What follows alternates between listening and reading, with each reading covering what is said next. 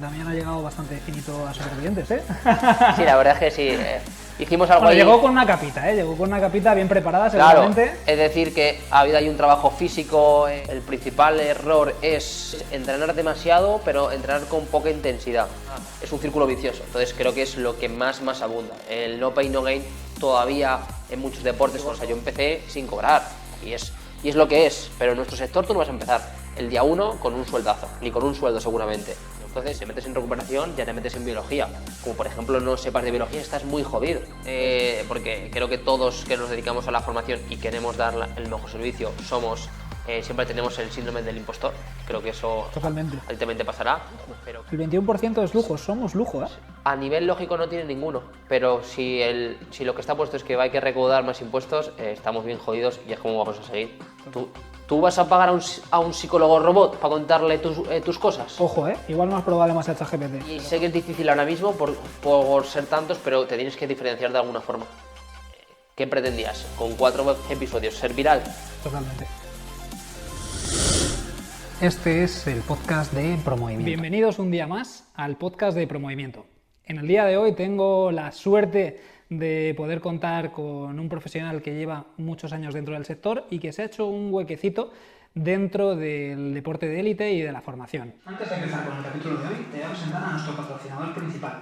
Es el software de gestión de entrenamientos Trainer Studio. Es una aplicación dedicada y destinada a aquellas personas que no quieren depender de un sitio físico para llevar a cabo su modelo de negocio o que buscan dar un poquito más de seguimiento extra a sus tratamientos, pudiendo generar un acompañamiento adicional con todas las planificaciones que vas a poder desarrollar dentro de ella. Mira, te voy a enseñar un poquito lo que es mi aplicación por dentro, porque es la que yo utilizo personalmente para gestionar mis asesorías.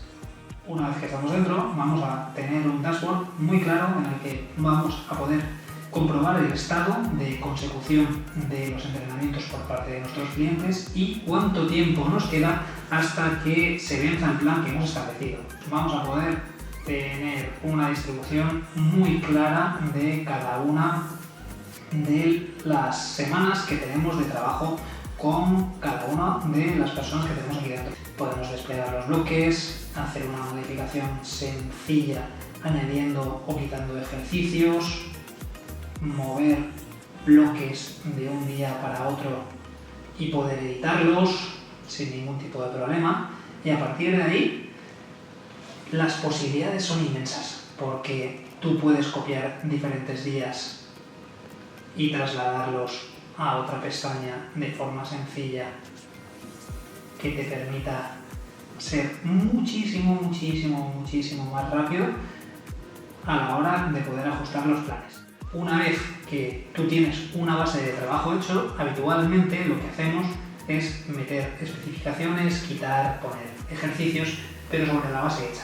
Eso es una de las cosas que más tiempo te va a optimizar si todavía no trabajas con ninguna aplicación de gestión de entrenamientos.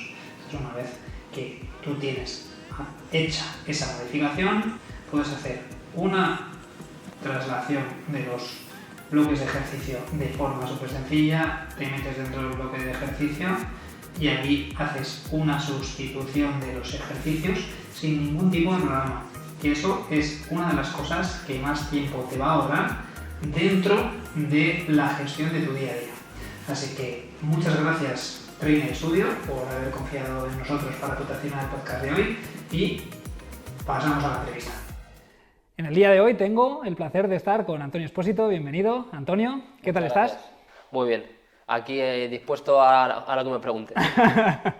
Antonio viene directo del centro de alto rendimiento, que ha venido de entrenar a los deportistas que tiene y directamente hoy ha sido, de hecho, el día que más profesionalizado tenemos el podcast, que empezamos un poquito de aquella manera con recursos mínimos y hoy ha habido hasta maquillaje, que a Antonio le ha gustado bastante la experiencia. No me lo esperaba, pero bueno, veníamos dispuestos a todos. Pensaba que iba a ser solo reto en cuanto a preguntas, pero mira, al final ha sido reto en otras cosas. Nada, todos los días está bien. Bueno, pues de aquí vamos a hacer unas preguntas rápidas para contextualizar un poquito a Antonio de forma sencilla. Nombre completo. Antonio Espósito Martín Moreno. Vale. ¿Apodo? Bueno, La verdad es que, bueno, Tony, Antoñito, más en vínculos cercanos, pero apodo en general como tal, no, Antonio. Antonio, lugar de residencia, Daimiel, Ciudad Real. porque antes estabas en Madrid y ahora Sí. desde hace... Me mudé de Daimiel a Madrid para estudiar la carrera, el INEF de Madrid que todos conocemos, y luego ya pues hace aproximadamente 1 o 2 años ya digamos que volví, aunque sigo subiendo para trabajar. Exacto. Que de hecho hemos aprovechado la subida Justo. para grabar esto también. Formación reglada que tienes, Antonio. La carrera en Ciencias del Deporte. Muy bien. ¿Y años de experiencia dentro del sector? Pues empecé desde primero de carrera, haciendo prácticas que ya me quedé, o sea que 2015. 2015. O sea, estamos hablando ya de 10 añitos este Sí, año. la verdad es que sí. Hemos subido ya la barrera de los 10 años, ¿eh? No soy tan mayor, pero claro, Pero empezaste muy pronto. Eso es. De hecho, es una de las preguntas que mucha gente me hace. Al final, yo llevo tanto tiempo en el sector y en redes sociales porque empecé en el mismo momento en el que empecé la carrera. ¿Y no empezaste antes? No, empecé justo a la vez a subir pues mis típicos vídeos de entrenar peso muerto, press de banca a lo powerlifter en el típico gimnasio del INEF de Madrid cuando era antiguo, porque ahora ya lo han reformado y pues empecé a trabajar, o sea, fue todo muy espontáneo y muy natural, sin la verdad pensar que hoy en día tendríamos lo que tenemos con Human Ability, o sea, fue un poco rodando, la verdad. Mira, eso nos vamos a meter ahora un poquito más en profundidad, pero es que quiero rescatar esto porque me parece muy interesante el hecho de que desde el primer momento que estás estudiando la carrera te pongas a aplicarlo, porque creo que es uno de los grandes problemas que hay dentro de nuestro sector y es el hecho de la falta de expertise práctica al final de los 4 o los 5 años que te haya llevado la carrera, porque realmente tú habrás sacado bastante más provecho a la carrera pudiendo preguntar cosas de dudas que te vayan surgiendo dentro del proceso. Sí, yo por ejemplo recuerdo uno de los profesores que más me ha impactado y que a día de hoy puedo considerar incluso amigo, que es Jesús Rivilla. Cuando yo llegué a tercero de carrera y me apunté a, no sé si era optativa o era obligatoria, pero bueno, él me dio metodología del entrenamiento. Claro, cuando él empezaba a sentar cátedra explicando ciertas cosas, yo le buscaba las cosquillas diciéndole, esto no es exactamente así porque tienes este otro camino, no me puedes decir que es hipertrofia de aquí a aquí, y él al final ya me dijo, mira, el problema es que tus compañeros, la gente que suele pasar por tercero, hay que darle 4 cosas hechas y que después las apliquen. Tú ya vienes con ese barro y sabes que no son tan embudo, tan fijas, pero tienes que pasar por aquí. Entonces es justo lo que tú dices. A veces incluso me he encontrado con esa ventaja, pero también ese problema de decir, bueno, sé que las cosas no son así, pero para aprobar las asignaturas pues hay que contestar que esto, esto y esto. Y eso creo que es un gran problema que tiene la formación en la universidad, el hecho de decir, tengo que aceptar este dogma, no hay un ente, porque supuestamente la universidad es ese ente neutral que te dice esto sí y esto no, pero realmente ese ente neutral no es neutral porque es dependiente de lo que ese profesor opine. Y esa opinión del profesor muchas veces no es basada dentro de una información ni práctica ni completamente actualizada. Y eso, en el caso de Jesús es diferente, porque Jesús yo también le tengo, no le conozco personalmente, pero le tengo en cierta estima profesional porque creo que es un gran profesional, por lo poquito que he visto de él, y con él no está dentro de esa tela de juicio, pero hay otros profesionales, que a ti te habrá pasado también dentro de la carrera, que no es así. Sí, es verdad, rescatado un poco lo que tú acabas de decir de Jesús, para mí es de admirar, porque es de los pocos que tienen el valor y la fortaleza física y mental de estar a día de hoy siendo profesor de ciencias del deporte y estar en el bar, en el día a día. Ha estado en 2 Juegos Olímpicos, con la selección española, con Egipto, entonces al final dices, tiene las dos cosas que creo que es importante. El sistema universitario para mí tiene ciertos problemas, como pues para empezar, que a lo mejor te esté dando baloncesto un profesor que es de otra especialidad porque acaba de entrar. O sea, yo cuando entré a la universidad, o la gente desde fuera siempre piensa, no, a mí me va a sentar cátedra de fisiología el mayor experto de fisiología, y no siempre ves así. Y luego también se junta algo que tú has comentado, las cosas en nuestro sector, o sea, nuestra ciencia no es que es una pseudociencia, pero es una ciencia social, es decir, no es física, no es química, no es... es muy subjetiva. Entonces, ahí creo que tenemos que ser conscientes de que no todo es blanco y no todo es negro, y al final un poco tendemos a aprender las cosas que 1 más 1 es 2 y en nuestro sector 1 más 1 no son 2. Tú tendrás tus ejercicios favoritos. Pues, seguramente te llega un nuevo deportista y a lo mejor tu segundo favorito no le gusta. Pues tiene que ir fuera del pastel. No hay más. Da igual el estudio, da igual la ciencia, y eso creo que también se tendría que estudiar o explicar dentro de la carrera. A ver, yo creo que eso es el primer tortazo que te llevas a nivel profesional. El hecho de decir, yo tengo este camino me funciona, pero claro, la persona que tienes enfrente o es incapaz de poder llevar ese ejercicio a cabo porque tiene alguna limitación estructural dentro de su cuerpo, o directamente, que es lo que tú dices, en cierto pedigrí de deportista, esto no me gusta y tienes que cambiar. Entonces, ya te digo, eso yo lo vinculo un poquito más a la práctica. Y lo que sí que vinculo a esa formación es el hecho de tener recursos para decir, vale, ok, con esto no, pero te puedo dar diferentes alternativas para poder solucionar ese ejercicio que no quieres hacer. Mira, Antonio, para ahondar un poquito más en que la gente que nos está escuchando sepa de ti, me gustaría que hablases un poquito de tu recorrido profesional. Pues empecé en primero de carrera, tuvimos unas prácticas con Manuel Sillero, que seguro que muchos... ¿Colaboro con algún deportista de la selección de rugby 7? Pues es un grande también. No, ese es otro Manuel Sillero. ¿Ah, sí? Sí, sí. ¡Qué casualidad! Está Manuel Sillero, preparador físico de la selección de Seven. Sí, de Seven. De Seven. Y luego también está Manuel Sillero, profesor que daba atletismo. Anda.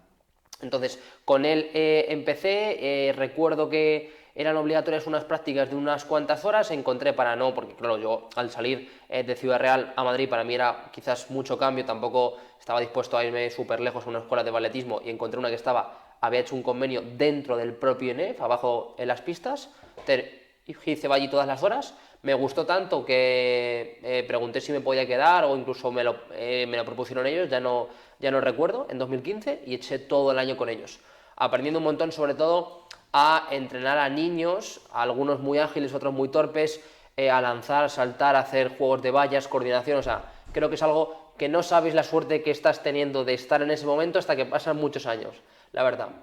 De ahí pasamos a preparador físico de Pozuelo, senior, en baloncesto, que la verdad es que fue un aprendizaje brutal. Tengo un montón de anécdotas porque al final, capitán 40 años, ya no quería hacer físico, o sea, fue aprender lo que es la vida y, la vida, principalmente. Al siguiente año, Torrelodones, también club de baloncesto, buscaba un preparador físico. Estuve ya no recuerdo exactamente, pero sé que estuve con cadete femenino, infantil masculino, creo que también ayudaba a algún junior masculino. Bueno, hacíamos un poquito ahí de todo y la verdad es que ese año aprendí mucho y me gustó mucho. Tengo muy buenos recuerdos de ese año, ahí en Torrelodones. Al siguiente año ya entro en el Atlético de Madrid, en lo que es la cantera, en ese momento el coordinador de la preparación física, Dani, ¿no? Dani De Iglesias. hecho, no coincidimos por ese año. Yo me fui justo el año que tú entraste, macho. Sí. Te cedí ahí el testigo, verdad, sí. Fue una pena, porque yo recuerdo que no conocía mucha gente que estaba en lo que es el Atlético de Madrid, pero yo tenía en mi cabeza de que tú estabas dentro y pues di por hecho, pues mira, voy a entrar, estarás por ahí, no sé si total. No sé si en esa sede o en otra, pero de hecho recuerdo que te escribí por Instagram, creo que sí. por si estabas, y ya Sí. pues me dijiste que finalmente ese año no continuabas. Y empezamos con lo que sería el ATM Performance para crear un nuevo departamento con 2 compañeros, yo y Dani, un poco como coordinador de ese departamento, y estuve ese año porque llegó el confinamiento y ahí yo ya me di cuenta que tenía muchas ganas de emprender. Yo ya también tenía clientes privados, quería tener más libertad. Siempre he sido súper independiente, digamos que no tengo una forma de ser de trabajador al uso de que me manden. O sea, trabajo muchísimo, que también creo que me preguntarás algo del emprendimiento, pero prefiero que he trabajado infinitas horas, pero a mi modo, a mi manera y demás. Entonces ya ahí di el paso, que esto sería justo cuando entró el COVID. Y ahí ya pues empezamos a los 3-4 meses post-COVID, justamente 2-3 deportistas de taekwondo dentro del CAR, dentro del centro de alto rendimiento, buscaban un preparador físico externo para hacer un plus de trabajo físico. Aparecí yo en la ecuación, por eso siempre digo que hay que tener un poco de suerte en la vida, siempre. Y pues empecé ahí, la cosa fue muy bien y de ahí pues empecé también con Neven Quintero en karate y a día de hoy pues también hace 4 meses aproximadamente antes de París también cogimos a Ray Zapata de gimnasia y pues a día de hoy seguimos con esos deportistas. Que además Damián ha llegado bastante finito a Supervivientes, ¿eh? Sí, la verdad es que sí. Hicimos algo Bueno, ahí. llegó con una capita, ¿eh? Llegó con una capita bien preparada, Claro, seguramente. es decir, que ha habido ahí un trabajo físico, realmente más allá del trabajo que estábamos haciendo para el karate, sí que me preguntó, hicimos algo de apneas, pues porque en otros años han tenido alguna prueba de apneas y demás, quitando eso tampoco hemos hecho nada específico, sí que contrató un nutricionista para hacer cierto, pues lo que tú dices, algo de subida de peso, suplementación, también reducir la frecuencia de las comidas para no estar acostumbrado a comer cada 2 horas porque luego el contraste es muy grande, bueno, cierto trabajo que yo creo que le estará viniendo bien. Exacto, es que a nivel metabólico es un choque importante, ¿eh? No sé exactamente la estructura de comidas que llevaría Damián, pero pasar de eso a no saber si vas a comer en el día, dices, hostias, de estar acostumbrado, perdón, de estar acostumbrado a una determinada fuente energética y de repente cortarla de raíz, tener que empezar a utilizar el suministro energético de otra vía, hasta que Sí. optimizas un poquito toda esa entrada, lo tienes que pasar mal, ¿eh? Y aparte, al final a todos nos acostumbramos, pero el contraste inicial de un deportista que entrena 2 o 3 veces al día, que intenta dormir lo mejor posible, se echa una siesta cuando hacemos triple sesión, que tiene sus suplementos, su alimentación, come bastante, pasar de eso a estar en una playa tirado a no tener comida, hostias, creo que es un contraste que ya te lo diré cuando vuelva, porque tengo muchas ganas de preguntarle qué tal todo, pero yo creo que es un contraste que las primeras semanas tiene que ser muy heavy. Sí, sí, te tiene que pegar un shock interesante. Y dentro de lo que acabas de comentar de Damian, ¿cuántas sesiones haces con tus deportistas? ¿O cuántas sesiones hacen ellos? Porque llevarán la parte específica de su disciplina Eso y luego es. los entrenos adicionales.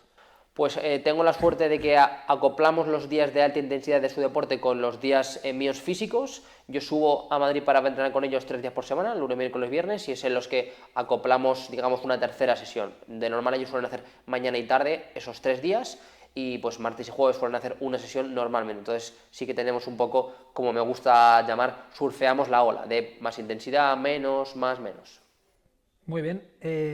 Entrando ya dentro del campo de hablar de deportistas y de la preparación que llevan a cabo ellos, ¿cuál es el error más común que te has encontrado dentro de la preparación de los deportistas? El principal error es, y puede parecer un poco contrario, es entrenar demasiado, pero entrenar con poca intensidad. Y al final va de la mano, porque si tú entrenas mucho, mucho, mucho, aunque tú te creas que estás con intensidad, realmente estás quemado. Y cuando estás quemado tampoco puedes entrenar con esa intensidad. O sea, es un poco es un círculo vicioso. Entonces creo que es lo que más abunda. El no pain, no gain todavía en muchos deportes, sobre todo deportes de combate, karate, taekwondo, la gimnasia también es un deporte muy tradicional. Todos los deportes que son de los primeros Juegos Olímpicos, que como es la gimnasia, por supuesto, pues se tiende a entrenar mucho. Entonces, para mí es el principal error. O sea, y por ejemplo, con un deportista como Rey Zapata, con los años que lleva de carrera deportiva, con las lesiones que ha tenido y con la genética que tiene, tocar 4 teclas, hacer 4 cosas con estímulo y recordarle que tiene que descansar y que recuperarse. Punto.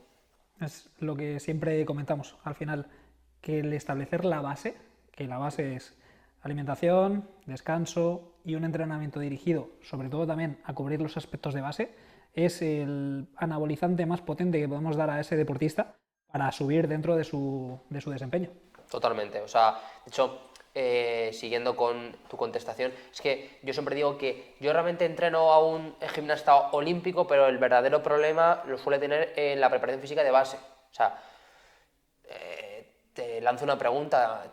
¿Se te ocurre algún ejercicio en el que yo pueda intentar hacer con una polea algo parecido a un estímulo a un triple carpado invertido? O sea, me refiero, el deporte es tan distinto que te vas a volver loco para intentar buscar, ¿qué haces? ¿Te enroscas 3 veces en una polea? O sea, es que no tiene... Sería interesante, ¿eh? Sí, o sea, para matarlo muchísimo, pero es que llega un momento en el que dices, no puedo. O sea, evidentemente, controlar, estabilizar y producir fuerza en el plano transversal es importante, sí, pero eso quiere decir que los chop and lift o que los chop en las 3 direcciones hay que dominarlos y es uno de nuestros pilares.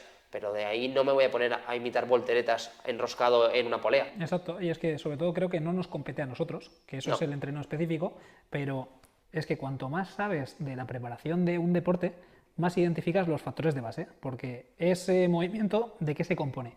Se compone de rotación, se compone de una extensión de tal y de cual, entonces tú puedes entrenar ese gesto sin entrenar el gesto, entonces te puedes meter mucho dentro de todos los factores, los componentes activos del patrón, sin realmente tener que estar trabajando el gesto específico, sobrecargando otra vez el gesto específico que ya la ha sobrecargado en el entrenamiento específico con su disciplina deportiva y su entrenador de gimnasia. Recuerdo una anécdota de estas que te ponen contentos, aunque no es una súper buena noticia, pero para nosotros sí. Cuando ya recuperamos a Raiz Zapata para los Juegos Olímpicos, hubo una simulación que hizo que me dijo: me estoy poniendo tan fuerte que estoy teniendo demasiado tiempo extra, y eso es malo.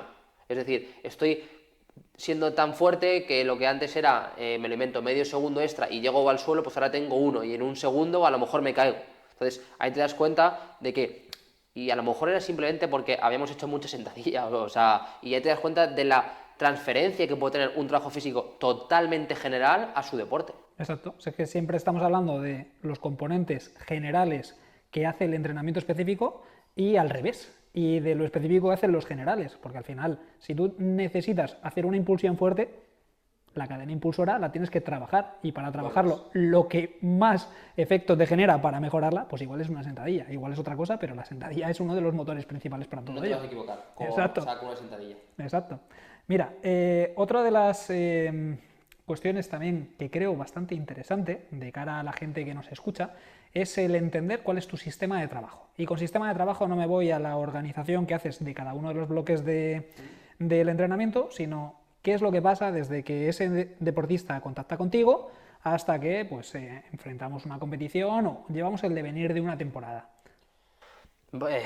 Pregunta muy larga que nos daré para terminar el podcast hoy, pero básicamente, para mí, y yo lo desde tengo... desde la más completa generalidad, de cajón de... Entrevista, exacto. Entrevista, para mí es fundamental, porque hace poco lo contaba en la newsletter, porque antes off record te decía, si escribo una newsletter de lunes a viernes, cualquier cosita que me llame la atención la tengo que meter. Hace poco empezamos con una chica de salto de trampolín extremo, las que se tiran desde 20 metros, que son competiciones de Red Bull. Entonces, si yo nunca le hubiese preguntado, oye, el cardio, tú aparentemente dices, las demandas de sistemas energéticos son ridículas, me refiero, te tiras y ya está. Ya me dijo, sí, pero cuando me tiro tengo X minutos para volver hasta arriba y no tenemos ascensor y volver a tirarme. Entonces la realidad es que en el primer salto no, pero si tengo después otros 3, estoy cayendo, caigo, ¿vale? Me explico. Si eso yo no se lo pregunto en la entrevista, jamás le voy a mandar ese trabajo de cardio. Es decir, que al final me he ido dando cuenta que nunca hay que dar nada por hecho. Evidentemente, historial de lesiones, qué cosas, pues típicas molestias, porque muchas veces a lo mejor lleva un deportista con un manguito o con un lumbar, que es muy típico, 10 años, y a lo mejor si tú no le preguntas, oye, pero ¿el hombro te duele? Para él es perfecto, porque los deportistas son así de cuadriculados, temas de hábitos es fundamental, cómo duerme, cómo se alimenta, todo, y una vez, o ligado, mejor dicho, a la par que esta entrevista, pues una valoración, parte de fundamentos, parte de salto con plataformas, parte de fuerza, bueno, tampoco vamos a profundizar, porque me has dicho que es muy por general, y luego ya pues comenzamos a entrenar progresivamente lo que sería una fase de acumulación, después metemos intensidad y después descargamos, que sería el picking, la puesta a punto, eso para una única competición. Y si ya entramos en modelo de fútbol, bueno, modelo competitivo de competición semanal, pues vamos haciendo un microciclo, nos recuperamos 2 días post partido, microcarga, porque no hay esa carga en microdosis, días intermedios, y otro picking, bajada de carga, los días previos al partido. Y entiendo que tienes, sobre todo porque yo sé que tú eres muy metódico, que tienes establecidos cada X tiempo el establecer ese protocolo de valoración para determinar los aspectos que se están mejorando y los que no. Intento que sea prácticamente cada lunes, más allá de que el readiness, por ejemplo, me lo reportan todos los días, me refiero, o sea, que para mí es, no recuerdo ahora de qué autor era, pero para mí siempre el deportista tiene que tener un mínimo de readiness, a lo mejor no siempre va a estar a su 100%, Pero si tú eres mi deportista y me llegas con un readiness de 50%, o sea, posiblemente te mande un cardio suave, charlamos, vas a hacer algo de core, respiras y te vas a casa. O sea, como muchísimo. O sea, siempre tienes que estar... O sea, para mí tenemos que entrenar lo que tu cuerpo pueda tolerar y muchas veces vamos pasadísimos de vueltas. Sí, sí, total. Y eso es lo que muchas veces el deportista, hasta que tiene ya años de experiencia, lo ve como una pérdida de sesión, pero realmente es una inversión de sesión muy importante, porque si tú le metes un estímulo más potente, le vas a dejar más frito, ese cuerpo no va a supercompensar, no va a recuperar y las adaptaciones van a ser negativas en lugar de positivas. Por desgracia, muchas veces hasta que no llegas a los 30 años, te has lesionado 2 o 3 veces la rodilla, en no sé qué, en no sé cuántas, no empieces a pensar, a valorar todo eso. Total, total. Al final es lo que te digo, que la práctica te hace tener un poquito más en cuenta esas cuestiones. ¿Cuál dirías, Antonio, que es tu nicho de deportistas? ¿Qué tipo de perfil de deportista? ¿Rendimiento, recuperación de lesiones? Principalmente rendimiento puro y duro. Ya lo sabía antes de preguntártelo, ¿no? Tuve... Es para que lo contextualice la gente. Para introducirlo un poco. Exacto. Sí, porque estuvimos trabajando con alguna lesión. Creo, tengo muy claro que tengo que tener conocimiento de lesiones. ¿Por qué? Porque yo he trabajado con futbolistas, especialmente chicas, que pues, han tenido cruzados hace 3 temporadas, pero que la funcionalidad de su rodilla a día de hoy no sigue siendo nada igual que la otra. Entonces, ¿eso es readaptación? Sí y no. No de primeras, pero yo después cuando veo cómo se comporta, cuando veo que en la plataforma de repente la del cruzado quita la pierna, aquí hay cosas que es como si fuese un cruzado a mes 6, 7, 8. Entonces soy de rendimiento, pero tengo un conocimiento de rendimiento, de readaptación, igual que creo que es súper importante un conocimiento muy holístico y por tanto de salud, de hábitos. Pues ahora estoy muy centrado dentro de nuestro tiempo extra con la microbiota. Bueno, creo que es rendimiento, pero intentando tener una visión muy holística.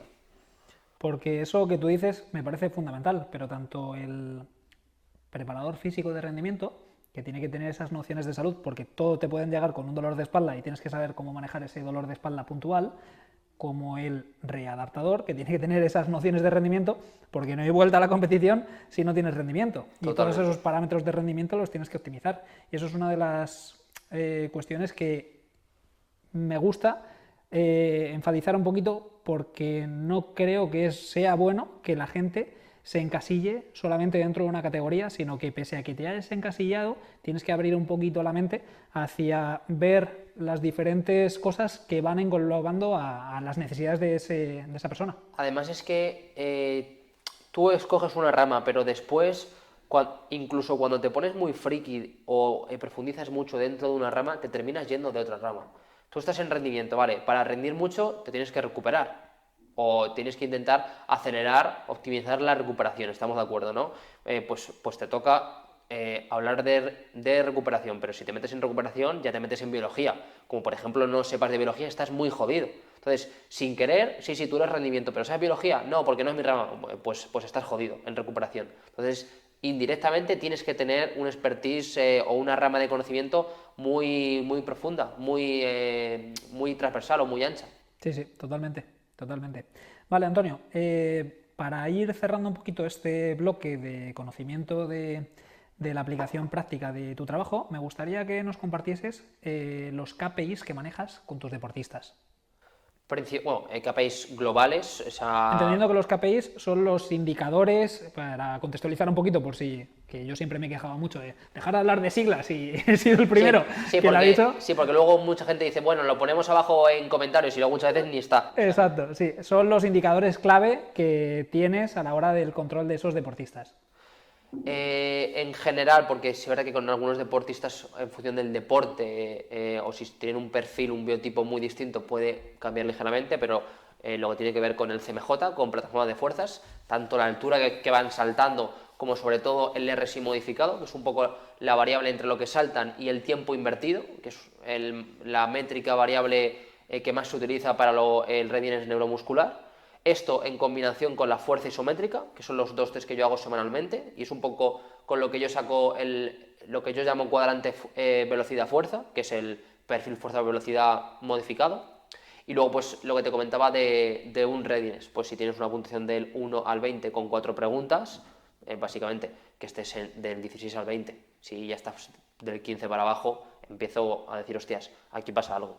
Con esto, en general, me suelo manejar, también podemos hilar más con algunos deportistas, con un HRV, pero con esto, de sobra.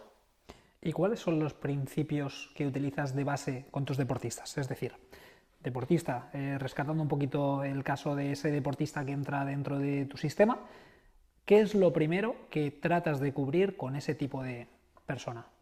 Pues en general, cuanto más fuerte se cree que está un deportista, más débil está, porque muchas veces tendemos o tienden a pensar que su buen rendimiento deportivo es un buen rendimiento físico, y muchas veces yo estoy más fuerte físicamente que los propios deportistas, pero no por nada, sino porque yo entreno mucho más a nivel físico, simplemente por probar, por grabar, que ellos.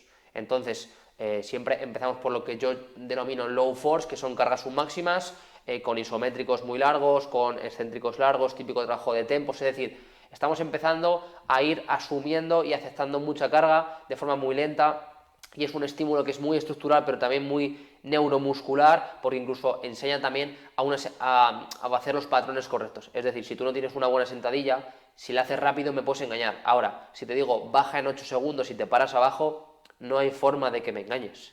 Y si ya encima te pego a la pared para que no metas un caderazo o un patrón de bisagra, o sea, me la tienes que hacer perfecta, no hay más. Y ahí es cuando pasa que le tienes que dar una kettlebell de 8 kilos porque está muriendo. Entonces siempre empezamos con eso, que yo en nuestro sistema es lo que denominamos low force o fuerza baja.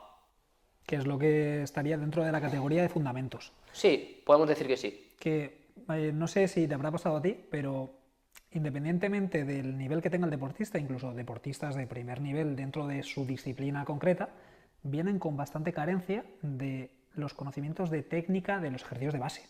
Por ejemplo, una buena sentadilla, puede que ahora esté cambiando un poquito toda esa dinámica, porque yo lo achaco a la entrada del CrossFit, no sé si me acompañarás tú, en cuanto a que gracias a ella la gente ha metido dentro de su estilo de vida un poquito más implícito el hecho de decir, puedo levantar pesas.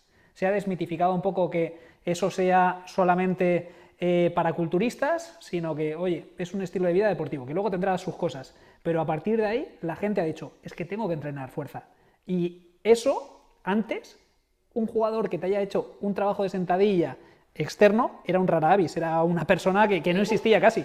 Tengo mis dudas, o sea, sí que creo que el CrossFit ha empujado, pero ha empujado por el lado de la salud.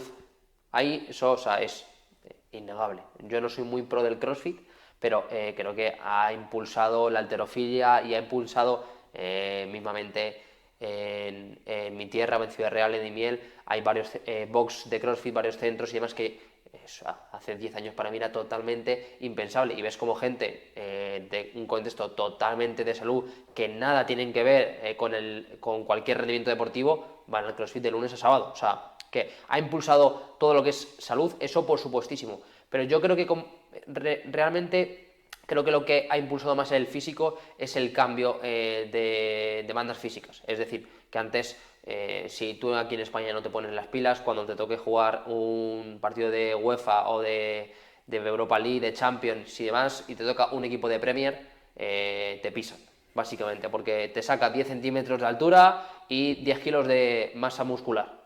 No de masa corporal, de masa muscular. Y corre más rápido que tú. Entonces, o espabilas o espabilas. Yo creo que ha impulsado más por ahí. Pero quizás por el CrossFit, ¿eh?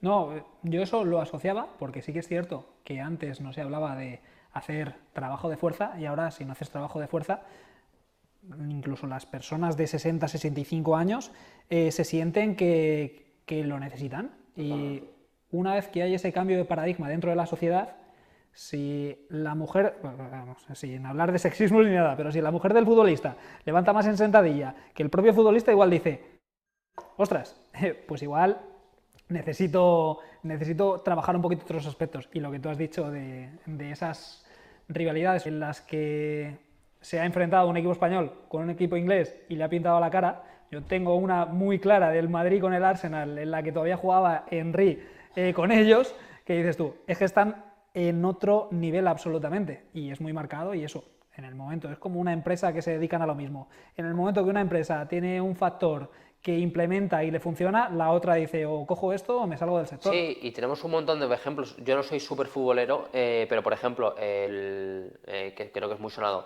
Madrid-Marruecos.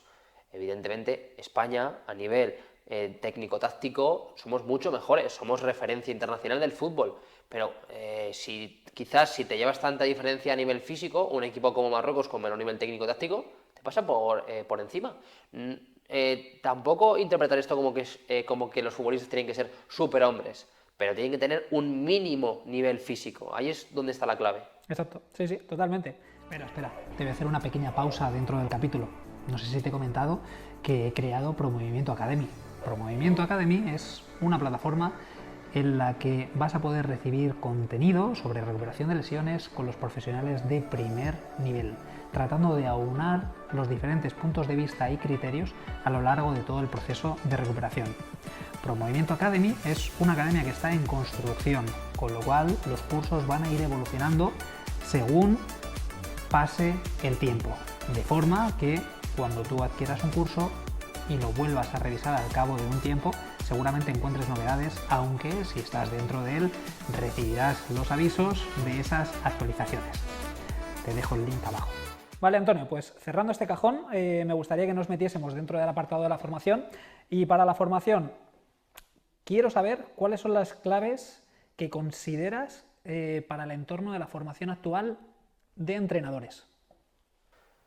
La clave en cuanto a, digamos, el por qué nosotros sacamos la formación o... No, todavía no. Eso nos vamos a meter ahora, pero en cuanto a lo que necesita un entrenador para el desempeño de su formación. Eso es una pregunta que estoy haciendo a casi todos los profesionales que os dedicáis también a la formación para identificar un poco qué es lo que vosotros creéis que se necesita de base para poder ejercer bien la profesión y luego diferenciarte. Hincar codos e hincar rodilla en el gimnasio, o sea, trabajar y trabajar, o sea, tienes que tener muchísimo conocimiento, o sea, incluso muchas veces pues te pasa de este libro se parece a este, pero bueno, de todo sacas, entonces, sin volverte locos, aunque creo que todo el mundo que aspira muy alto pasa por unos momentos en los que se te va la olla, o sea, creo que no sé si es romantizar el burnout, quizás sí, quizás no, pero creo que es necesario, aunque sea un poco filosofía Steve Jobs de volverte loco, pero estudiar todo lo posible y entrenar, aplicarlo, pues lo que te he dicho, o sea, para mí fue un súper acierto empezar a trabajar en el 2015 y simplemente ponía 4 conos, veía cómo comunicaba el profesor, cómo le hacían caso a los niños, pues eso es formación. Si tú eso lo intentas hacer después del doctorado con 32 años, pues hasta los... Has perdido tiempo. Has perdido muchos años. Y a los 32, que es lo que yo digo, o sea, yo empecé sin cobrar. Y es lo que es. Pero en nuestro sector tú no vas a empezar el día 1 con un sueldazo, ni con un sueldo seguramente. Entonces, tú decides si esa situación precaria económica la tienes cuando sales del doctorado o cuando sales de la carrera o antes. Pero la vas a tener en tus primeros años de carrera. Totalmente. O sea, de experiencia. Lo hablábamos en la charla con Pablo Vallejo y es el hecho de que tú cuando sales de la carrera parece como que tienes que estar dentro de una categoría, tienes que cobrar tanto y te han dado X competencias. Pero la cruda realidad es que la gente, la gran mayoría de la gente que sale de la carrera, sale con no la capacidad suficiente como para enfrentar lo que tiene que hacer. Es muy duro, porque es muy duro. Y ahí se abre melón, ¿eh? Ahí se abre melón, porque decir... Claro, sí. ¿Por qué tengo que pagar esto a esta persona cuando realmente va a tener que estar 6-8 meses trabajando para llegar a poder hacer bien eso que tiene que hacer? En el mejor de los casos tendríamos que tener prácticas desde primero de carrera hasta final de carrera para que cuando tú salieses tengas la experiencia necesaria y yo te pueda pagar tu sueldo y contratar. Eso es el escenario óptimo. Como eso no pasa, tenemos un grave problema y es que tienes a gente que legalmente en España te obligan a contratarle como cualquier otro trabajo, pero no tiene las competencias y eso es un grave problema. La solución, pues no lo sé, porque es un problema. Al empresario o al que contrata no le sirve y la persona quiere cobrar su sueldo, pero ahí hay un vacío o un desacuerdo de competencia de lo que se paga. Y al final digo que es una pena porque tendemos a compararnos con otras profesiones. Claro, es que el médico sale con 30 años después de un montón de años de experiencia y no somos profesiones como un ingeniero, como un arquitecto. Nos tenemos que quitar eso de la cabeza. Nuestro sector va por otro lado. Entonces, bueno, al final nuestra formación, por ejemplo, creo que va un poco pues para intentar suplir las carencias de intentar dar algo de práctica, dar algo de sistema, dar algo de orden a todo el barullo que hay, pues porque lo que tú dices, la gente sale de la carrera sin tener ni idea. Y es una desgracia, ¿eh? Totalmente. Yo es que tengo un punto muy marcado dentro de mi desarrollo profesional en el que dije, vale, ahora ya sí me siento competente para poder llevar a cabo el entrenamiento. Y es cuando senté las bases de ciertas categorías de conocimiento. Valoración funcional, eso fue la última que me abrió ese clic para entender un poquito el cuerpo, sus necesidades y cómo ponerlo. Planificación, biomecánica y anatomía. Cuando tuve ese pack, entonces ya sabía adaptar ejercicios a personas, ya sabía generar una progresión de contenido para establecer los diferentes principios de fuerza en progresión para esa persona y sabía llegar del punto A, o por lo menos establecer un camino del punto A al punto C, que es donde yo quería llegar. Entonces, a partir de ahí se me creó lo que es mi entendimiento del entrenamiento, del sistema, que luego vas completando con el resto de formaciones y conocimientos. Y tardas, porque claro, tú dices de repente, no, cuando aprendí por fin de valoración, de anatomía, de biomecánica y de fisiología, empecé a entender, pero ¿cuánto tardas ahí? ¿Cuánto tardas en aprender eso y en aplicarlo? Totalmente, exacto. Y sobre todo en darle un sentido, porque al final, o sea, yo lo que más hago hincapié, lo que más pesado soy es tener un sistema. Porque si no, sí, bueno, este paper me dice esto, vale, sí, pero tú luego eso, el deportista te llega y ¿qué haces? Aplícalo. Claro, o sea, porque es el verdadero problema que tenemos, que, o sea, tenemos 1000 puntos inconexos. Y luego lo que hemos hablado también con otros profesionales aquí es cómo de bien está desarrollado ese estudio. Ese estudio está teniendo en cuenta diferentes... Claro, es que ahí se abre otro melón también importante. Con lo cual, pues oye, el hecho de, como tú dices, empezar cuanto antes a tratar de trasladar esa teoría a la práctica y a partir de ahí encontrar los puntos ciegos y tratar de suplirlo es algo básico. Pero también con esta pregunta quería rescatar otro buen melón que te voy a lanzar aquí. Es una buena bomba y es el hecho de decir, ¿por qué cuando eres, a ver, que tiene mucho sentido, pero ¿por qué cuando eres CAFIT estás habilitado para tal, pero cuando eres otra profesión relacionada con el acondicionamiento físico y demás, pero que esa persona luego se ha estado formando? Imagínate esa persona que sale de TAFAT, o como se llame ahora, y hace tu formación de Human Ability y hace otra serie de formaciones, y es una persona que no para de estudiar, de investigar, de poner en contexto suyo propio entrenando o poniendo en contexto con otras personas de su alrededor, y dices tú, Antonio, que haces tu centro de entrenamiento y te entran esos dos perfiles, el recién licenciado, que no sabe ni dónde tiene la mano derecha y la izquierda, y la persona que se ha formado regladamente por TAFAT o la profesión que sea, o la titulación que sea, pero que luego adicionalmente ha tenido no sé cuántos años de desempeño profesional y no sé cuántas formaciones adicionales, todo para pulir un poquito su forma de desempeñar esto. ¿Qué harías tú? Yo lo tengo claro. Esta es una de las cuestiones que yo me planteo y por la cual a día de hoy, por ejemplo, no tengo un equipo de trabajo, porque lo tengo claro.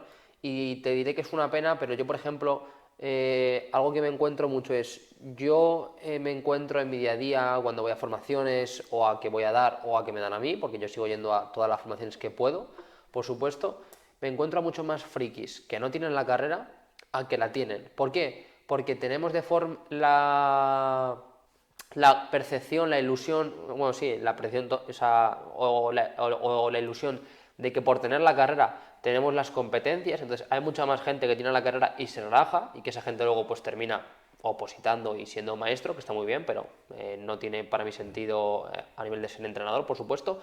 Y cuando realmente tienes o no tienes TAFAT y estás más expuesto porque el principal argumento es que te echen, porque no tienes la titulación, te preocupas mucho más de hacer 1 millón de cursos y de probar muchísimo más. Es decir, que por desgracia, de nuevo, por supuesto, yo me encuentro a mucha más gente. Y dices, hostias, o sea, gente que a lo mejor, que tú seguro que también los conocerás, este tío a lo mejor era ingeniero o arquitecto, de repente hizo TAFAT y se ha hecho 300.000 cursos y lleva entrenando 15 años. Y es mucho más friki que alguien, no, yo graduado y a lo mejor eres con todo el respeto del mundo, un monitor de sala común. Entonces, yo lo tengo claro. ¿Y qué sería? el Etefaz, o sea, yo lo tengo clarísimo. Por aterrizarlo y por, No, sí, o y sea, por tratar de... por si no ha quedado claro, por si no ha quedado... Sí, porque al final, una vez que tú tienes los conocimientos previos, es que la experiencia lo es todo. Totalmente.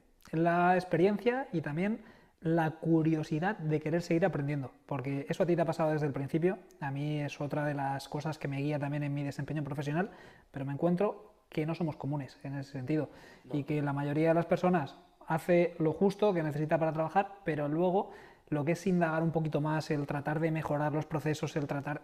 No hay tantas inquietudes.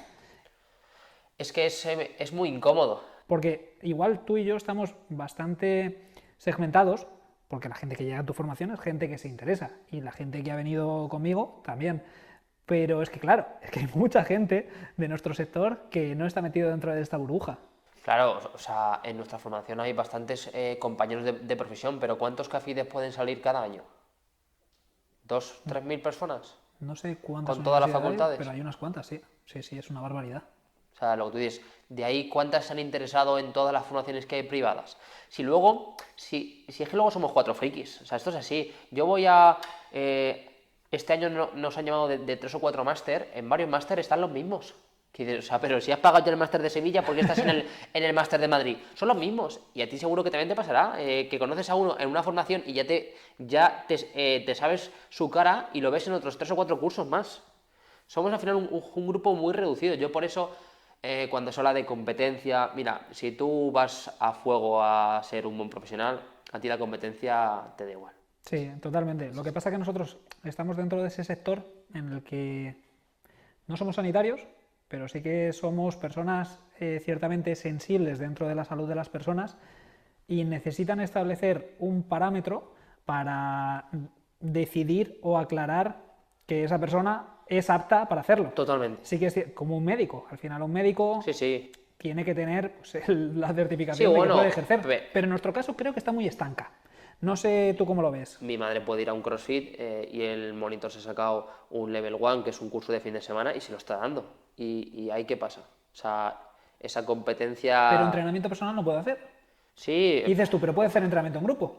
pero se la carga en un WOD grupal perfectísimamente en 15 minutos. Pero o igual sea, que otros entrenadores se los cargan en 15 minutos en entrenamiento personal por también sí, desconocimiento de todo o esto. sea, por eso digo que si realmente hay que regularizar las cosas, pero hay que regularizarlo bien a nivel, o sea, lo de las autonomías a mí me parece de risa, o sea, tiene que ser algo a nivel nacional y con unos buenos criterios y mejorando en la universidad, porque si no, no te sirve, porque vas a dejar la universidad como está y lo vas a regularizar, no tiene ningún sentido. Totalmente. Y ahora lo que ha salido de los TSEAs que no pueden hacer entrenos personales, pero si yo, todo lo que aprendí, aparte de lo que yo puse en valor, quitando la asignatura con Jesús Rubilla de planificación del entrenamiento, y una en cuarto con Bataller que también era de planificación, el resto no es de entrenamiento. Y tienes un TSEAD, creo que las nuevas siglas son TSEAD, que son 2 años de bases y entrenamiento. ¿Esa persona no puede hacer un entreno y un graduado licenciado sí? O sea, o se arregla todo eso y después se regulariza a nivel nacional o dejarlo como está, la verdad. Sí, sí, totalmente. Totalmente. Vale, Antonio, pues para cerrar este bloque de formación, me gustaría que nos compartieses qué es lo que hace diferente tu formación, o qué es lo que la hace especial, o qué valores diferenciadores tiene. El principal valor Porque es una formación bien larga, ¿eh? Es súper completa. y sobre todo que la seguimos actualizando. O sea, yo para empezar, porque creo que todos que nos dedicamos a la formación y queremos dar el mejor servicio, siempre tenemos el síndrome del impostor. Creo que eso Totalmente. a ti también te pasará. Pero claro, o sea, llegó un momento, yo empecé a trabajar con los deportistas del CAR, subía historias entrenando con ellos y era un constante de, tienes un curso, oye, mira, tienes algún contenido, tienes algo, cómo has aprendido, esto de quién es, esto es tuyo, te quiero comprar tu curso, tienes algo. Entonces llegó un momento tan heavy que pues hablando con mi pareja dije, oye, vamos a darle una buena forma y una buena estructura con todos los pasos que nosotros tenemos y montamos una formación. Tardamos un año en hacerla. Y lo único para poder por fin lanzarla, porque nunca estaba conforme, era, sí, ya está, la vamos a lanzar, pero la voy a ir actualizando. Es decir, el módulo de fuerza, cuando de repente me da un chasquido porque la diapositiva 35 podría estar más completa, la voy a regrabar. Entonces, eso para mí está bien diferenciador, que yo tengo típicos cursos que están muy bien, pero desde el 2010 no se han cambiado. Y luego tener un sistema, que es al final un poco lo que nos pasa. Tú estudias, donde sea, diferentes temas inconexos, y que luego encima pasa mucho con los máster, cada tema inconexo te lo da una persona, por tanto, intenta tú darle algo de cohesión. Tener un sistema de trabajo, un sistema de entrenamiento que en nuestro caso tiene 5 fases, pues empiezas analizando, después creas el plan de entrenamiento, haces un seguimiento, haces un reajuste, como pues nuestro día a día. Tú captas información, planteas la propuesta, ves qué pasa, reajustas y ya pues salvarlo, y ese es el día a día. O sea que para mí es lo más diferenciador. Totalmente. Vale, Antonio, vamos a pasar al bloque de emprendimiento. Este es un bloque que tengo muchas ganas de compartir contigo porque, como te he comentado antes, creo que en nuestro sector hace falta ponerle nombres y apellidos a las cosas, porque al estar metidos dentro de un sector en el que trabajamos con personas, estamos vinculados con la salud y demás, no se habla de forma, vamos a decirlo, empresarial, es decir, establecimiento de objetivos, establecimiento de pricing, y creo que nos hacemos un flaco favor teniendo todo esto como tabú, porque otras profesiones lo hablan de forma clara y eso hace que se mejore todo el desempeño dentro de ese sector. Entonces, para ir calentando un poquito esta parte, me gustaría que nos compartieses cuáles han sido los mayores retos a los que te has enfrentado dentro de tu trayectoria profesional. El principal reto ha sido no morir en el intento. Es decir, las cosas salen si vas con todo, pero somos personas. Es decir, quien quiera empezar emprendiendo dedicándole un par de horitas al día y pensando que de ahí van a salir cosas está bien jodido. Y es así porque tenemos muchos limitantes. Ser autónomo no es agradable, montar una empresa no es agradable, entonces es complicado. De hecho, pues lo típico, tu sesión de entrenamiento vale X y joder, es muy caro. Ahí hay dos cosas. Uno, el grandísimo 21% de IVA que te quitan, y todas las horas de formación. Entonces, son cosas que, como tú dices, hay que tenerlas muy, muy, muy en cuenta. El principal error es pensar que sin sacrificar cosas vas a lograr algo. O sea, esto es así. A lo mejor en los 80, que había menos información, pero el número de entrenadores personales era muy, muy bajito, pues te valdría. Pero hoy en día, si tú quieres de repente destacar en redes sociales o hacerte un nicho en tu zona, en tu barrio, en tu pueblo o en tu ciudad, te toca ir a fuego. O sea, y si no estás dispuesto a eso, sinceramente no empieces. Totalmente. Y bueno, has tocado buenos melones, como por ejemplo el del 21% de IVA, cuando nuestros, no vamos a decir homólogos, pero cuando nuestros compañeros fisioterapeutas van a un cero. Sí. Cuando ambos casos somos agentes de salud en diferentes vías, y cuando una persona está entrenando, no solamente que se esté recuperando de una lesión, de una dolencia, sino que está entrenando por mejorar su salud, eso también repercute dentro del sistema sanitario porque está evidenciado que esas personas son menos susceptibles de sufrir algún tipo de patología. Entonces, abro melón aquí respecto del hecho de hablar sobre ese tipo impositivo que me parece bastante abusivo respecto de la profesión de entrenamiento. Yo creo que simplemente, y te voy a cerrar rápido el menor, yo creo que es una cuestión puramente de recaudar impuestos. Punto. Y pagamos el pato pues porque en su momento se hizo así y ya está. Porque somos lujo. El 21% es lujo, somos lujo, ¿eh? O sea, la salud es un lujo ahora mismo. Lo sé perfectamente, pero es algo que no creo que vaya a cambiar, la verdad, porque como te digo, a nivel lógico no tiene ninguno, pero si lo que está puesto es que hay que recaudar más impuestos, estamos bien jodidos y es como vamos a seguir. Totalmente. Evidentemente estoy totalmente o sea, si un fisio, como tú dices, si la salud va al cero, pues nosotros tenemos que ir al cero.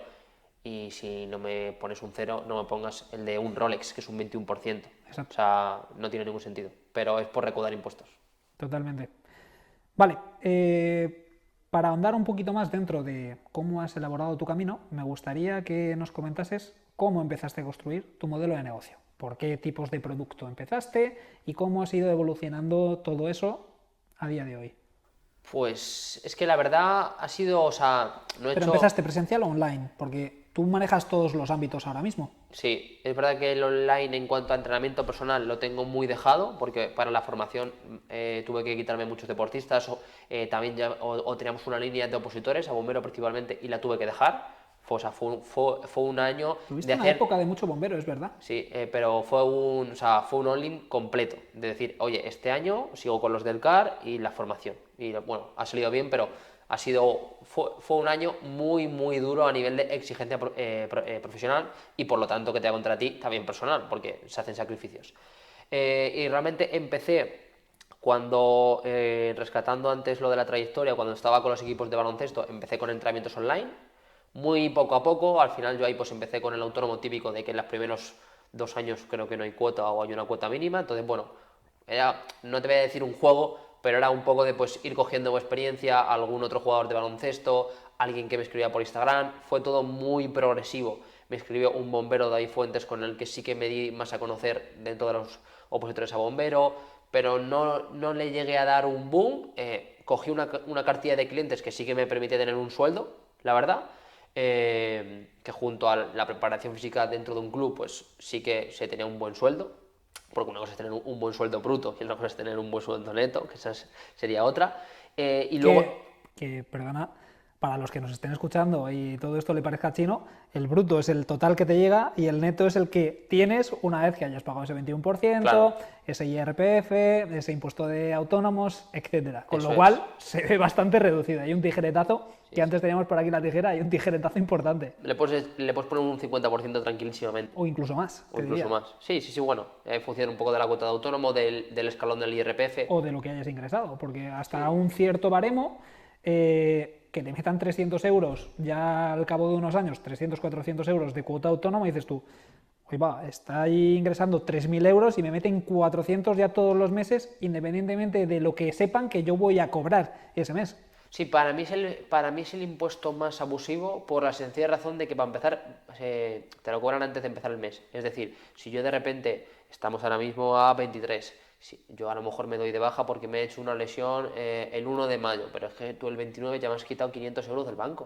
O sea, y a lo mejor mi sueldo, o sea, Hay muchas realidades o dentro sea, de los salarios de las quitarle personas a que una están persona trabajando dentro del 400, sector. 500 euros, o sea, me parece totalmente increíble. O sea, yo, y de hecho, no, bueno, no sé si nos vamos un poco, pero yo, para tener conciencia real, creo que todo el mundo tendría que cobrar su bruto y ver después su neto. O sea, ver el total y la resta. Eso Y, creo que y reflexionar sobre cuánto te están quitando, o sea, si te parece mucho, si te parece poco, y te parezca lo que te parezca, si se están haciendo bien las cosas, la verdad. Eso creo que era Pedro Werbaum que lo comentaba por ahí en otro podcast. Y es que al final eso yo creo que generaría una revolución social necesaria dentro de España. A la hora de decir, no, es que la empresa, no es que la empresa, no, es que la empresa te está pagando esto, pero es que el Estado te lo está quitando antes de que a ti te llegue a la cuenta bancaria. Entonces dices tú, no, es que, no, es que es el Estado el que te está haciendo todo ese trámite antes. Yo te voy a dar el bruto, ¿vale? Y a ti luego te van a llegar que si sanidad, que si tal, que si cual, y se te va a quedar lo que se te va a quedar, pero tú vas a ver lo que realmente le estás costando a la empresa en este caso, porque a la empresa, al empresario, al autónomo que contrata gente, se le ha demonizado una barbaridad en cuanto a es que me pagan poco. A ver, puede que sí, puede que no, pero es que tienes que saber todo lo que cobras y todo lo que implica luego todo el resto. A mí me pasó, o sea, y me sincero aquí, a mí me pasó con mi pareja. Nosotros para la formación montamos empresa, yo la di de alta y yo pensé en mi cabeza, le vamos a poner un súper buen sueldo para que no se preocupe por absolutamente nada. Cuando el gestor me dijo lo que nos, o sea, digo, no se puede llevar el sueldo de mi pareja el 70% de los ingresos de la empresa, o sea, porque es inviable. O sea, entonces la empresa va a cerrar, pero tampoco quiero que cobre menos. ¿Qué hacemos? O sea, entonces claro, son realidades que dices, todo el mundo quiere cobrar más de 2.000 euros, pero es que si tú por cobrar 2.000 le cuestas a la empresa 4.000, ¿cuántas empresas se pueden gastar 48.000 euros al año por empleado? Es que más o menos es algo parecido Sí, sí. los baremos que has estado estableciendo. Aproximadamente. Muy parecidos. Sí, si no es un por dos o la mitad, me refiero, tranquilamente. Entonces creo que se debería de saber. Pero bueno, No sé si nos hemos ido un poco de la pregunta. Bueno, creo que más o menos nos hemos ido una barbaridad, porque, porque estábamos hablando de cómo has estado construyendo. Sí que es cierto que hemos hablado lo habíamos dejado en el online, que habías Sí, empezado. hasta que hicimos ya la formación, para preparar la formación online, yo seguía de autónomo. Después tuve que dejar todos los opositores. Hice durante ese año la formación pues por suerte salió muy bien. Montamos empresa, donde pues contraté a mi pareja para todo el tema de pues, redes sociales, contestar correos, bueno, todo el tema de logística, porque a mí ya, o sea, Poca broma. no me da la vida y queremos hacer las cosas bien. Y pues eso es un poco, o sea, por eso te digo que no hemos hecho nos han ido las cosas muy bien, pero por una cuestión de pico pala, lo que digo siempre mucho del 1%, o sea, yo no me preocupo, las intentamos trabajar, pero yo no me preocupo tanto en hacer estrategias como en estar siempre constante creando contenido, dándote información, y creo que al final, si aguantas el ritmo, así vas a triunfar, así se consiguen cosas. Totalmente, porque si te tengo que definir profesionalmente con una palabra, creo que sería constancia, sobre todo, porque yo te llevo viendo desde que tú estabas en pañales dentro de este mundo, o sea, es decir, desde primero de carrera casi nos hemos llegado a conocer por redes de lo que estabas haciendo, y creo que has sido súper constante lo primero, constante y altruista, porque al principio estabas compartiendo muchísimo contenido, simplemente por compartir, Sí. por aportar valor, y eso lo has ido haciendo de forma regular en todos estos años. Y no es fácil, porque yo me he enfrentado muchas veces con eso, porque a mí la divulgación es uno de los contenidos que me apasiona, pero la vida me ha absorbido en diferentes frentes y ese siempre ha sido uno de los que se ha visto perjudicados de primeras. Pero en ti siempre he visto esa publicación recurrente y es uno de los motores que te tengo que decir que también me ha impulsado a decir, Beltrán, espabila, tienes que continuar con esto, pese a que estés reventado, trata de organizarte para poder sacar un poquito de tiempo para generar esto, porque creo que es una de las cosas que has hecho muy bien. Es que no falla, o sea, yo en su momento lo leí a varias personas el jodido, de verdad, el jodido 1%, la newsletter que escribimos, claro, nosotros cuando sacamos el curso, mucha gente, hostia, qué bien, te doy muy bien, ha entrado mucha pasta, bueno, sí, lo que tú quieras. Llevo 9 años subiendo contenido de forma, como tú dices, altruista en Instagram. Tú ponte 9 años a subir contenido de plantas, de electricidad, de iluminación, de maquillaje, lo que te dé la gana, y luego saca un curso, te va a ir bien. Ahora, tienes que estar 9 años, pico pala, pico pala, pico pala, que eso es lo duro, o sea, y eso es lo que no se ve. Tú a lo mejor, no digo tú, pero a lo mejor alguien que nos estaba escuchando, tú me conociste en el 2021, pero yo te llevo subiendo contenido en Instagram desde el 2015. Totalmente. Entonces al final vas haciendo esa pequeña bola de nieve, igual que un podcast, salvo que seas Cristiano Ronaldo, en tu episodio 1 no vas a tener igual que si aguantas 50. De hecho vi una estadística de que la gran mayoría de podcasts duraban solo 4 o 5 episodios. Claro, ¿qué pretendías con 4 episodios? ¿Ser viral? Totalmente. Que no tiene sentido. Sí, sí, porque una de las cosas que has comentado es el hecho, no, es que a Antonio le va muy bien. Ya, pero es que Antonio lleva mucho trabajo hecho a espaldas en todos estos años y eso... Y seguimos, o sea, que yo muchas veces, o sea, es un discurso que me digo siempre, no te relajes. Evidentemente, a lo mejor vas a otro ritmo, pero... y de hecho, seguimos haciendo la newsletter diaria porque es como el palo que dice, oye, todos los días, o sea, sigue. No te relajes. No te relajes, claro. Y al final, si aprendes algo nuevo, si lees algo nuevo, pues de ahí coges algo para la news. Entonces, me obliga a seguir actualizando. Y mira, hablando, como hemos hablado también un poquito de ingresos y demás, no te voy a preguntar la pregunta de Broncano de cuánto hay en el banco. Quiero preguntarte cómo has establecido tú el pricing para tus productos. Lo primero, ¿qué productos tenías? Como pueden ser el entrenamiento personal, si eso lo combinabas con algún tipo de cuota online, qué tipo de cuota habías puesto y por qué pones esa cuota y con los pros y con los contras, desde tu punto de vista. Porque eso es otra de las cosas, que creo que a día de hoy parece que el entrenador tiene que cobrar poco por hacer una sesión de entrenamiento porque es mucho dinero. Ya, pero es mucho dinero, pero es lo que hemos comentado antes. Es formación, es tiempo, es un coste de oportunidad, es un tipo impositivo el que tienes que pagar luego. Tenemos un problema, por ejemplo, en comparación a los fisios o en comparación al médico. ¿Por qué? Para mí, y lo digo sinceramente, nuestro trabajo vale exactamente lo mismo, pero es una cuestión de multiplicar, de frecuencia. Es decir, Si a mí me tiene que hacer un chequeo médico, un médico, ¿cuántas veces tú te vas a hacer un chequeo médico? ¿Una vez al año? ¿2 veces al año? Si te suelta una hostia y te da 200 pavos la sesión, pues se los pagas. Ahora, si ese chequeo médico te lo tuvieses que hacer lunes, miércoles y viernes, no le puedes pagar 200. Con el fisio pasa igual. El típico, no, yo me descargo una vez al mes o una cada 2 semanas. Pero el entreno es mucho más continuo. Entonces, ahí tenemos un gran hándicap que, pues, por ejemplo, creo que se está resolviendo con entrenamientos grupales. Pues no te puedo cobrar tanto a ti, meto a varios. Es una cuestión de multiplicar, es una cuestión numérica. No te va a poder pagar nunca lo mismo. Tienes que dar otro tipo de servicio, combinar presencia con online. Esto es lo primero. Y luego, si te soy sincero, no sé ni cuánto empecé a cobrar con los online. Y pues intenté ver un poco el mercado. Tampoco había mucho en español, pero bueno, intenté viendo pues todo 2015, 2016, más o menos vi precios, como te digo, al principio encima sin cuota, un poco por probar, no creo que fuesen muy altos. Recuerdo que empecé, pasé a tarifa de trimestre, de semestre, y ahí sí que pues eso, captabas un poco más cliente, tenías más duración, bueno, ibas más tranquilo. Y después por la formación online, que sí que podemos decir que es un high ticket porque está alrededor de los 1.000 euros, pues viendo un poco las formaciones casi todas anglosajonas que más o menos rondan ese precio. O sea, ha sido todo un poco viendo mercado. Pero como te digo, como mi principal foco es el pico pala, tampoco me he preocupado nunca de sacar ahí un súper estudio de mercado. O sea, te tengo que ser sincero. Sí, no, eso lo sé, pero también sé, porque como llevamos muchos años aquí y al final todo se acaba sabiendo, que por ejemplo tu ticket en entrenamiento online ya desde hace años no era bajo y lo hacías por algo. Y me gustaría que lo compartieses. Pues te Porque digo. también te digo, es que Lo puedes contar, ¿eh? un O chico de sea, mi pueblo ¿sí? entrenaba contigo, aspirante a bombero, ¿Sí? Han.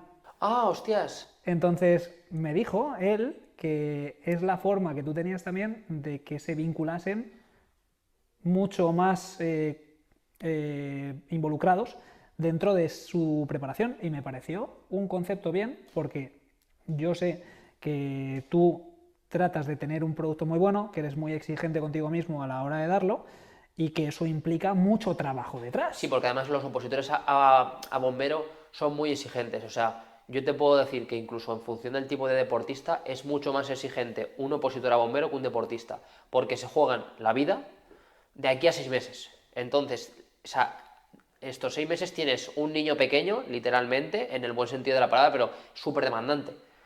Hoy de repente las series no han salido al tiempo, a lo mejor te toca hacer una llamada para que se desahogue un poco, el mes antes o la semana antes de las pruebas físicas eso va a ser un mar de dudas, es decir, son muy exigentes. Entonces, ahora sí, una de las cosas que yo les argumentaba, o sea, es que el problema es que tú estás viendo el entrenamiento que yo te voy a enviar, que te lo modifico cada semana o cada 2 semanas, pero la realidad es que ante cualquier problema tú tienes la opción de que me puedas llamar, hablar conmigo, ver si pasa algo realmente del entrenamiento o es otra cosa. Entonces, al final te tienes que diferenciar en precio, evidentemente.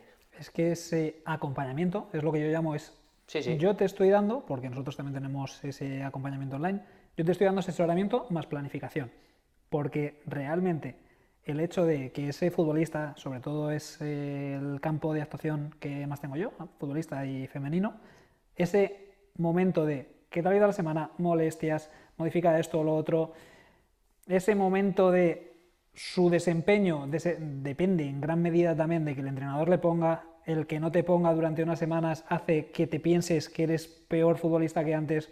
Ese juego psicológico también de tener que estar acompañando, ostras, que se hace de muy buen gusto, pero implica un coste de oportunidad, un tiempo en el que si tú no lo ves compensado económicamente, vas a tener que hacer otras cosas que te aporten ese valor económico y no vas a poder hacer eso. Totalmente. De hecho, o sea, si yo hubo un momento donde por trabajar tan así, o sea, me di cuenta que las tarifas no eran rentables.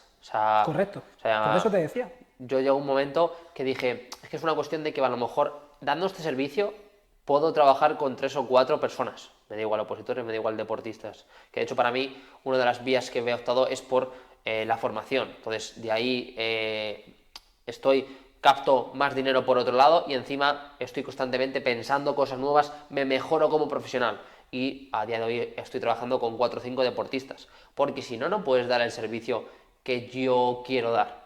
O sea, hay muchísimos modelos, pero yo enviar una plantilla y decir que eso es todo, a nosotros nos demandan y es una salida que en un futuro haremos, pero es diferente que yo envíe un PDF de cómo yo entreno, por si tú lo quieres seguir, a decir, no, yo llevo 45 personas online. Bueno, tú envías 45 PDFs a 45 personas. Llevarlas no sabes si las llevas, o sea, porque me explicas en qué momento llamas tú a 45 personas. O sea, y yo con lo que hablo, o sea, si las llamas a todas, ¿qué estás? ¿Un minuto? Entonces, es un problema. Tenemos que tener un ticket alto por todo esto que estamos hablando, pero también lo otro que te he comentado de la frecuencia. Por eso al final también el online, o para mí el mix entre presencial, cobras más, y online, que cobras menos y abarcas a más personas, puede estar ahí el mix bueno, creo. Porque más o menos en cuánto tienes el ticket presencial. Aunque ya no lo hagas. Claro. Porque ahora tendrás ese paquete completo, entiendo. Claro, el problema es que yo hablo con un deportista, hay veces que vamos a un fijo más un porcentaje de lo que ellos cobran por premio. Es decir, otro problema que yo me encontré es que, y tú lo sabrás, a ti te llama una futbolista que está empezando y puede estar en primera división, pero a lo mejor es ficha B incluso y tiene un contrato por debajo del salario mínimo, tranquilísimamente. Totalmente, sí. Y ya está. Además el fútbol femenino está muy atacado. Y a lo mejor tienes a otro deportista que es mismo equipo, fútbol masculino, y tranquilamente 3-4 ceros. ¿Qué haces? ¿Les cobras lo mismo? Evidentemente no, porque si les cobras lo mismo, si te vas a la alta, uno lo va a poder pagar, y si te vas a la baja, no estás cobrando lo que tú mereces. Entonces yo al final pensé tener un fijo que sea irrisorio, que sea como una especie de cuota, como cuando vas a un gimnasio, estilo matrícula, si lo quieres ver así, y luego un porcentaje que acordemos en función. Y para mí era la forma más sencilla, porque tú al final dices, vale, para mí es lo más sencillo porque, para empezar, si tú mejoras, yo mejoro, pero es que no te preocupes, que si por lo que sea yo hago mal mi trabajo y tú vas a menos, yo voy a menos. Entonces, y de hecho en temas del tenis y en otros tipos de deportes está muy, muy acostumbrado. Pues en tenis el entrenador se lleva un 15, un 10%, el preparador físico se suele llevar un pequeño porcentaje más bajo, bueno, va fluctuando. Por eso te digo, y luego también es diferente que hablemos de un porcentaje para solo online, o que me quieras ver una vez al mes, o que me quieras ver 3 veces por semana. Ahí es cuando el porcentaje sube o baja más. O sea, que no te puedo dar un número. No has cerrado el número, ¿eh? ¿Cuánto cuesta entrenar con Antonio Espósito, No. Pero es verdad contactar con él, contactar por él. Ahora mismo, y ahora que tengo la inmensa suerte de que tenemos muchos mensajes de muchos deportistas, pero es que entre los que llevo ya y seguir optimizando la formación, sacar otros tipos de formaciones ahora con los minicursos y demás, es que no tengo tiempo. O sea, es que es la realidad. Literal, exacto. Vale, Antonio, ya que no nos has querido compartir, ¿cuánto...? Aquí ya tienes un short de YouTube muy guay. Ya que no nos has querido compartir, ¿cuánto cobras por sesiones? Si estás escuchando este podcast, te está gustando y crees que podría aportar valor a otros profesionales, por favor, suscríbete, que no cuesta nada, dale a 5 estrellas y compárteselo a un buen amigo que le puedas alegrar el día. Me gustaría que dieses alguna recomendación para esas personas, para esos profesionales que están empezando a crear su marca personal y que se quieren meter dentro de esta industria del entrenamiento. Y sé que es difícil ahora mismo por ser tantos, pero te tienes que diferenciar de alguna forma. O sea, es así.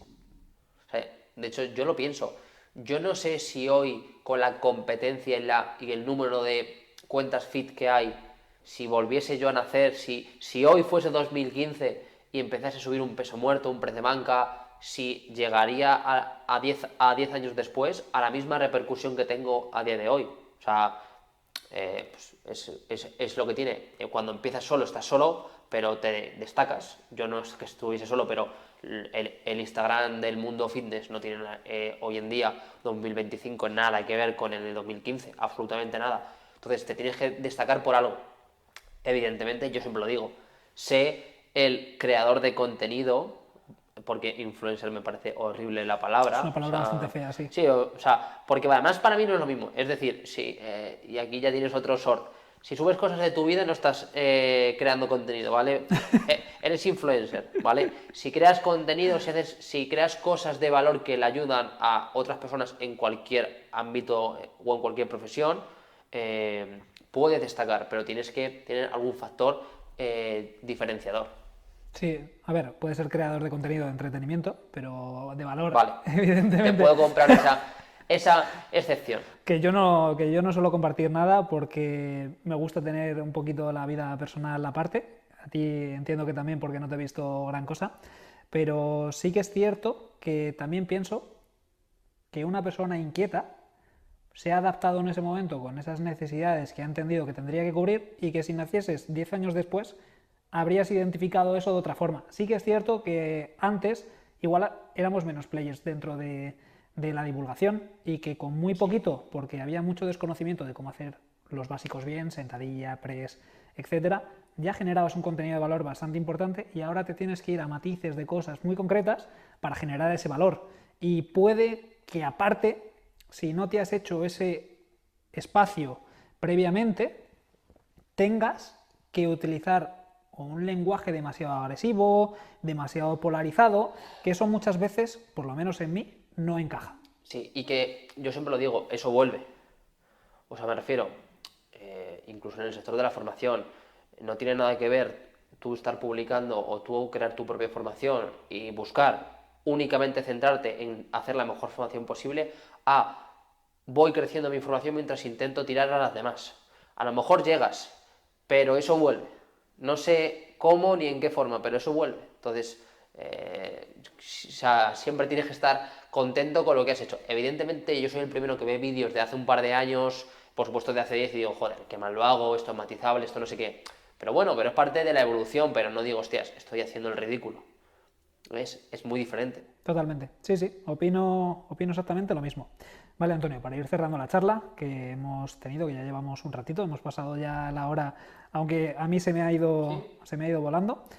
Me gustaría que nos compartieses una reflexión tuya sobre hacia dónde crees que va el futuro del sector del entrenamiento. Del entrenamiento en general. Tanto en tendencias como en necesidades, un poquito eso. Si te has parado a hacer esa reflexión, que entiendo que sí. Sí, lo pienso bastante. Creo que tanta tecnología, o sea, creo que el CrossFit triunfa porque tiene un efecto tribu. O sea, quizás hay personas que no se relacionan más allá de su equipo o de su hora de CrossFit, que es por lo que triunfa tanto ese efecto tribu que tiene el CrossFit y por tanto es lo típico de, no, la IA nos va a sustituir como entrenadores.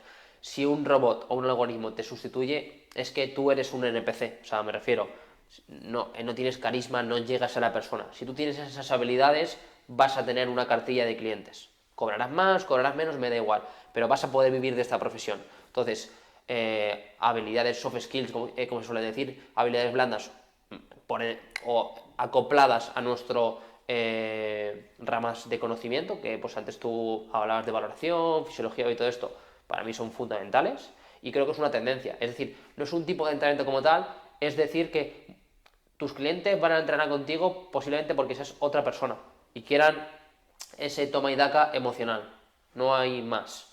Más allá de eso, en cuanto a tendencias, tampoco te sabré decir, porque es verdad que yo en el mundo de la salud, a mí me da igual que esté de moda el HIIT o que esté de moda.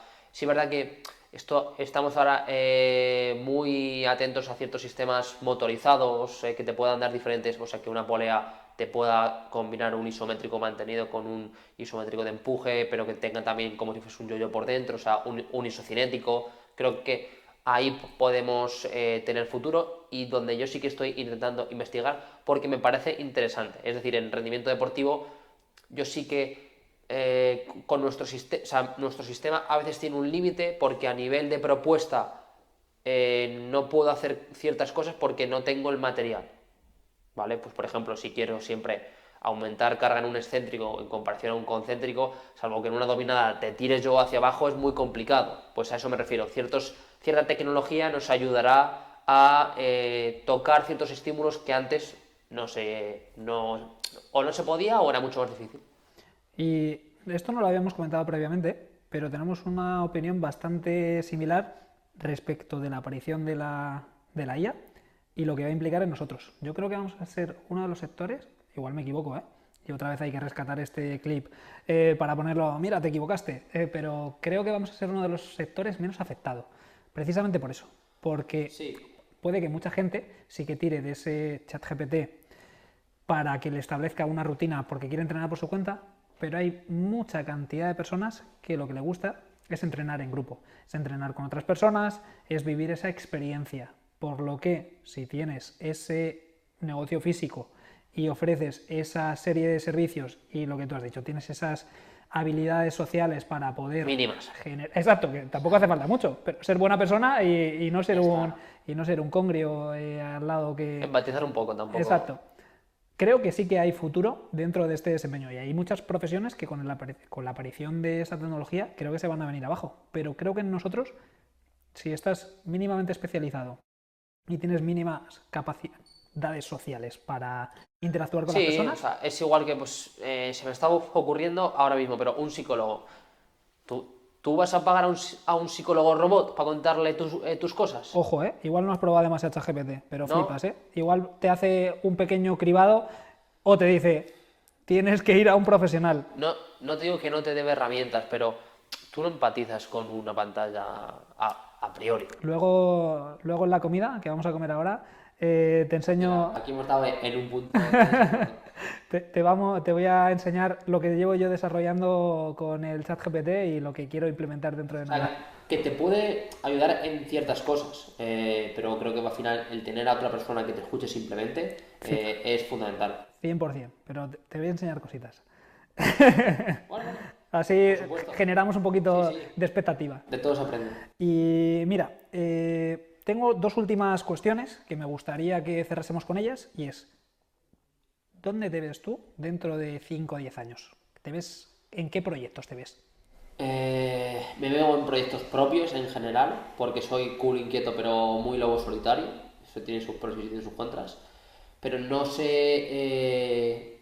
es algo que me preguntan mucho. No sé Human Ability, porque yo más que en mí pienso en Human Ability, si vamos a seguir con el mismo tipo de formación, si montaremos un centro, si haremos un equipo. Es que no lo sé. O sea, porque como no hemos hecho ningún plan y de momento han ido las cosas muy bien, no me he puesto a pensar realmente de aquí a 5 años quiero estar en X. Tengo algún proyecto, no te lo puedo contar aquí en cámara, después si quieres lo hablamos, pero no tengo puesto un cronograma súper estricto.